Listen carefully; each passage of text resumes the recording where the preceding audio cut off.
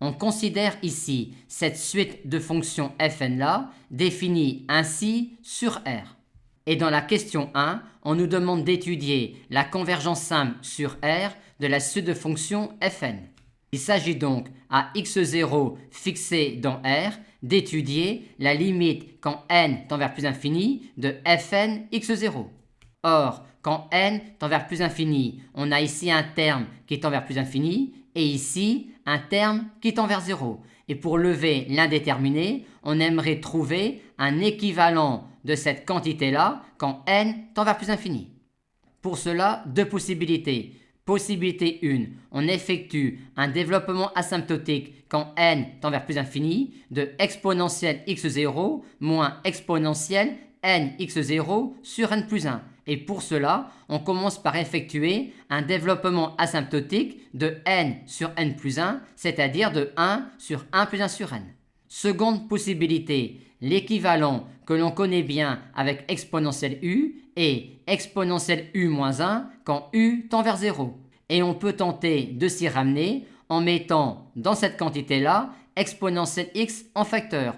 On obtient alors ce terme-là, qui est bien de la forme 1 moins exponentielle u, avec un u qui tend vers 0 quand n tend vers plus infini. Par conséquent, cette quantité-là est équivalente à celle-là quand n tend vers plus infini. Et on en conclut donc finalement que pour chaque réel x0, fn x0 a une limite qui est x0 fois exponentielle x0. Par conséquent, la suite de fonctions fn converge simplement sur R vers cette fonction-là. Dans la question 2, on fixe un réel A strictement positif et on nous demande maintenant de montrer que la suite de fonctions fn converge uniformément sur le segment 0A. Pour cela, on commence par introduire la fonction écart f moins fn et il s'agit alors de montrer que l'on peut trouver sur le segment 0A un majorant de valeur absolue de f de x moins fnx et un majorant qui tend vers 0 quand n tend vers plus infini. Problème 1, ici, on ne connaît pas du tout le signe de cette quantité-là quand x parcourt le segment 0A. Par conséquent, on est embêté avec la valeur absolue de f de x moins fnx.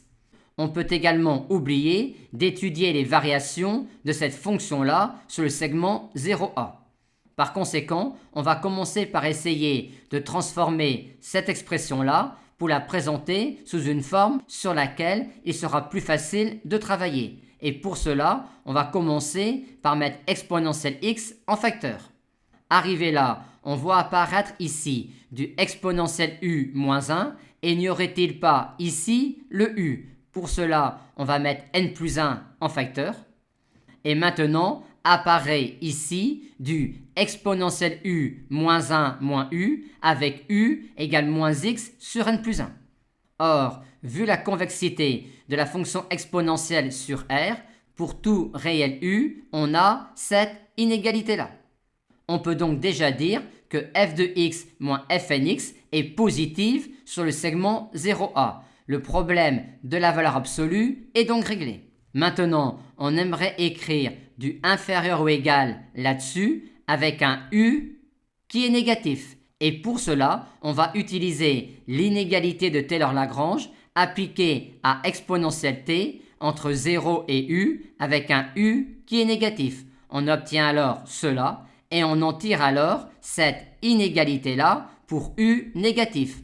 Et quand on l'utilise maintenant ici, on obtient alors un majorant qui tend vers 0 de x d'une valeur absolue de f de x moins fnx sur le segment 0A, ce qui démontre que la suite de fonctions fn converge uniformément sur le segment 0A.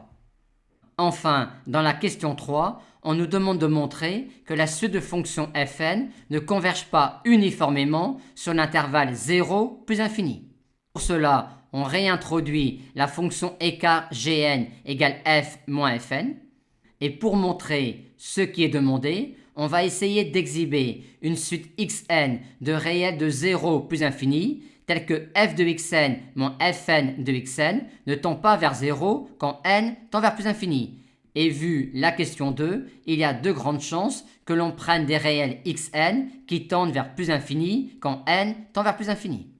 Avec cette écriture-là de f moins fn, ce n'est pas évident, mais si on met exponentielle x en facteur, puis n plus 1 en facteur, on obtient comme précédemment cette écriture-là, et là maintenant c'est beaucoup plus clair.